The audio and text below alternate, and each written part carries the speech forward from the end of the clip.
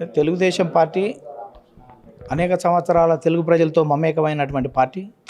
ఇలా ప్రధానంగా 12 సంవత్సరాలు అయింది తెలంగాణ రాష్ట్రం ఆవిర్భవించి. ఈ 12 సంవత్సరాల్లో దేశంలో రెండో ధనిక రాష్ట్రం 17,000 కోట్ల మిగులు బడ్జెట్తోటి తెలంగాణ ఉద్యమం తెచ్చినామని చెప్పుకునేవారు పరిపాలన 10 సంవత్సరాలు చేశారు. తెలంగాణ ఇచ్చినమేమే అని చెప్పుకున్నవారు దాదాపు 3 సంవత్సరాల అధికారంలో ఉన్న తర్వాత ఈ 12 సంవత్సరాల తర్వాత తెలంగాణలో అభివృద్ధి గురించి చర్చించవలసినటువంటి అవసరం, తెలంగాణ ఎంత మేరకు అభివృద్ధి జరిగిందనేది డిస్కషన్ జరగకుండా కొంతమంది మేధావుల ముసుగులో ఉన్నవారు భావోద్వేగం వైపు తీసుకురావడం వల్ల అనేక సమస్యలు ఈ రాష్ట్రంలో తలెత్తుతున్న విషయాన్ని మనం గుర్తుపెట్టుకోవాలి. అందుకనే ప్రజల అభివృద్ధి ముఖ్యం, ఇక్కడ భావోద్వేగాలు ముఖ్యం కాదు. పెద్ద వ్యక్తులుగా ఉన్నటువంటి వాళ్ళు, అటువంటి వ్యక్తులు ఈ రాజకీయ ప్రేరేపితమైనటువంటి వ్యాఖ్యల ద్వారా రాష్ట్రంలో కూడా అనేక రకాల ఇబ్బందులకు గురి చేసేటువంటి పరిస్థితి ఉంది.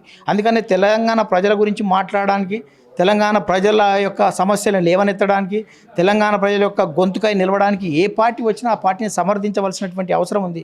ప్రజల పక్షాన పోరాడడానికి ఎవరు వచ్చినా కానీ వారిని స్వాగతించాలి. భారత రాజ్యాంగం ఇచ్చింది పార్టీ పెట్టుకోవడానికి అందరికీ అవకాశం, ప్రచారం చేసుకునే అటువంటి అవకాశం ఉంది. ప్రజలు వాళ్ళని దీవిస్తారా వ్యతిరేకిస్తారా అనేది ప్రజల నిర్ణయం. కానీ ప్రజల నిర్ణయానికి భిన్నంగా మీరే ఎవరు ఉండాలి, ఎవరు ఉండొద్దు, ఎవరు రావాలి, ఎవరు పోవాలని చెప్పడానికి కొంతమంది వ్యక్తుల సమూహం చెప్తే అటువంటిది ఇది ప్రజాస్వామ్యం కాదు. ఆ విధానాలు కొనసాగాయని చాలా స్పష్టంగా చెప్తున్నాం. అందుకనే తెలంగాణ ప్రజల పక్షాన పోరాటం చేయడానికి భవిష్యత్తులో ఏ పార్టీ ముందుకు వచ్చినా ఆ పార్టీతో కలిసి మేము ముందుకు పోతామని సందర్భం గుర్తు చేస్తున్నాం. మరి తెలంగాణ ఏర్పడి 12 సంవత్సరాలు అయిపోయింది, ఒక పుష్కర కాలం దాటింది.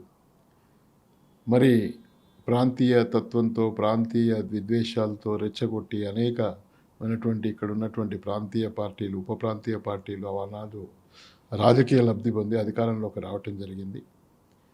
మరి తెలంగాణ ప్రాంతాన్ని పటేల్ పట్వారీ వ్యవస్థను కానీ, సామాజిక న్యాయం అనే కోణంలో ఇక్కడ ఉన్నటువంటి బడుగు బలహీన వర్గాలకు అందరికీ కూడా రాజ్యాధికారాన్ని భాగస్వాములుగా చేసి తెలుగుదేశం పార్టీ ముందుంచిన సంగతి మరి ఎప్పుడు కూడా మర్చిపోలేనటువంటి సందర్భం. రెండవది, తెలంగాణ ప్రాంతం అభివృద్ధి చెందింది అంటే బికాస్ ఆఫ్ తెలుగుదేశం.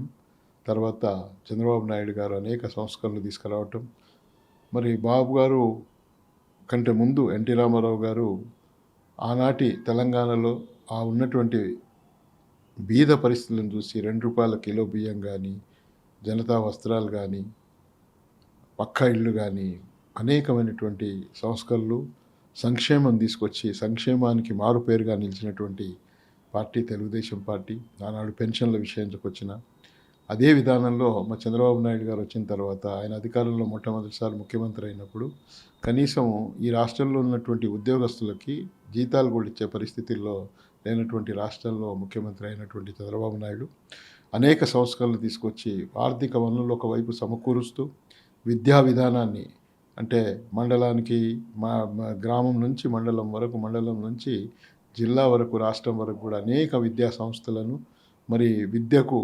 నోచుకోనటువంటి తెలంగాణ ప్రాంతంలో ఉన్నటువంటి అనేక మంది బడుగు బలహీన వర్గాలకు విద్య ఏర్పరచడం, ఆ విద్యా అభ్యాసం తర్వాత వాళ్ళకి ఏ విధంగా జీవితంలో స్థిరపడడానికి ఉద్యోగాలకు అనేక అవకాశాలు కల్పించి ఐటీ కంపెనీలు కానివ్వండి అనేక సంస్కరణలు తెచ్చి హైదరాబాదు, సికింద్రాబాద్గా ఉన్నటువంటి ప్రాంతాన్ని 3 నగరాలుగా, సైబరాబాద్ అనే ఒక నగరాన్ని కూడా క్రియేట్ చేసి అక్కడ ఈరోజు విదేశాల్లో ఉన్నటువంటి ఏ విధంగా విదేశాలకు వెళ్తూ ఉంటుందో ఆ ప్రాంతం అంతా కూడా ఐటీ కంపెనీలతోని నిండిపోయినటువంటి పరిస్థితి. దానికి దూరాలోచనతో మన నాయకుడు చంద్రబాబు నాయుడు గారు తీసుకున్నటువంటి సంస్కరణలే దానికి మూలమని చెప్తూ, రెండోది ఏంటంటే ఈరోజు ప్రాంతీయతత్వాన్ని మళ్ళొకసారి రెచ్చగొట్టడం, తర్వాత ఎన్టీ రామారావు గారి విగ్రహాలను తీసేస్తాము అని చెప్పటం, అదంతా కూడా మరి కొన్ని సంస్థలు, కొందరు వ్యక్తులు ఒక టార్గెటెడ్గా ఎవరు ఉచ్చులో పడి మాట్లాడుతున్నారో తెలియదు అని టార్గెటెడ్గా మాట్లాడుతున్నారు. ఎన్టీ రామారావు గారు పార్టీ పెట్టిన తర్వాతనే ఇక్కడ ఉన్నటువంటి సామాజిక న్యాయం జరిగింది, పటేల్ పట్వారీ వ్యవస్థ పోయింది, పెత్తందారుల వ్యవస్థ పోయింది, దేశ్ముఖుల అరాచకాలు పోయినాయి. కాబట్టి ఎన్టీ రామారావు గారు తెలంగాణను ఒక రాజకీయ స్వాంగిక మార్పులను తీసుకొచ్చినటువంటి వ్యక్తి. రాజకీయంగా తర్వాత సమాజంలో అందరము సమానమనే ఒక నినాదం తీసుకొచ్చి అక్కడ ఉన్నటువంటి బడుగు బలహీన వర్గాల బిడ్డలను, చదువుకున్న వాళ్ళందరినీ కూడా రాజకీయాలలో ఎమ్మెల్యేలుగా టికెట్ ఇచ్చి మంత్రులుగా తయారు చేసి అనేక రాజకీయ పదవులు ఇచ్చి గౌరవించినటువంటి విధానంతోనే ఈరోజు సమాజం మొత్తం, తెలంగాణ సమాజంలో మార్పు జరిగింది.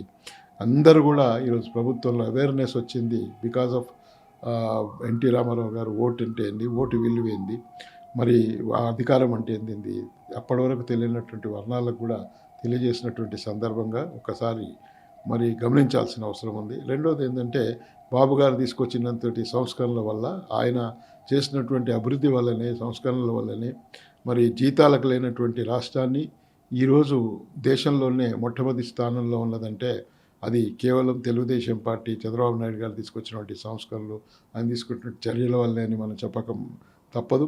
12 సంవత్సరాల్లో మరి వీళ్ళు మనం మిగులు బడ్జెట్తో రాష్ట్రాన్ని ప్రాంతీయ పార్టీ అయినటువంటి ఉద్యమ పార్టీ అయినటువంటి టీఆర్ఎస్కి అప్పచెప్తే వాళ్ళు ఈ రాష్ట్రంలో అప్పుల పాలు చేసి ప్రతి మానవుని కూడా జుట్టు మీద అప్పు పడేటట్టు, అంటే తలకు ఇంత అని అప్పు పడేటట్టు విధానం ఈరోజు మనం చూస్తూ ఉన్నాం. కాబట్టి వాళ్ళు చేసినటువంటి అవినీతి పుష్కర కాలంలో ఇప్పుడున్నటువంటి కాంగ్రెస్ ప్రభుత్వం కానీ అంతకుముందు ఉన్నటువంటి 10 సంవత్సరాలు చేసినటువంటి ఈ అరాచకం వల్ల, వారి యొక్క అవినీతి వల్ల ఈ రాష్ట్రం అప్పుల పాలైందని చెప్పడంలో ఎటువంటి సందేహం లేదు. మరి అలాంటి వాళ్ళు ఈరోజు మళ్ళా ఇంకొకసారి ప్రాంతీయ తత్వాన్ని రెచ్చగొట్టి ఇక్కడ జాతీయ పార్టీ అయినటువంటి కాంగ్రెస్ పార్టీ కూడా ఒక జాతీయ భావంతో మెలగాల్సినటువంటి పార్టీ ప్రాంతీయ తత్వాన్ని రెచ్చగొట్టడం అనేది శోచనీయం. అది సరైనటువంటి విధానం కాదు. దాన్ని మేము తీవ్రంగా ఖండిస్తూ ఉన్నాం. భారత పౌరులు ఎక్కడైనా కానీ అంబేద్కర్ రాజ్యాంగ ప్రకారం భారత పౌరులు ఎక్కడైనా కానీ రాజకీయ పార్టీ పెట్టవచ్చు, వాక్ స్వాతంత్రం ఉంది, ఎక్కడైనా మీటింగ్లు పెట్టుకోవచ్చు. వాళ్ళని అడ్డుకునే పరిస్థితి ఎక్కడ ఉండదు. కాబట్టి అట్లాంటి చర్యలు ప్రభుత్వంలో ఉన్న వాళ్ళు తీసుకోకుండా ఉంటే మంచిదని మేము భావిస్తూ ఉన్నాం. కాబట్టి నిన్న పవన్ కళ్యాణ్ గారు మరి ఏదో మీటింగ్ పెట్టి ఇక్కడ ఏదో మాట్లాడాలని ప్రయత్నం చేసినప్పుడు, అడ్డుకున్నప్పుడు అది తీవ్రంగా ఖండిస్తూ ఉంది తెలుగుదేశం పార్టీ అని మనం చేస్తాం.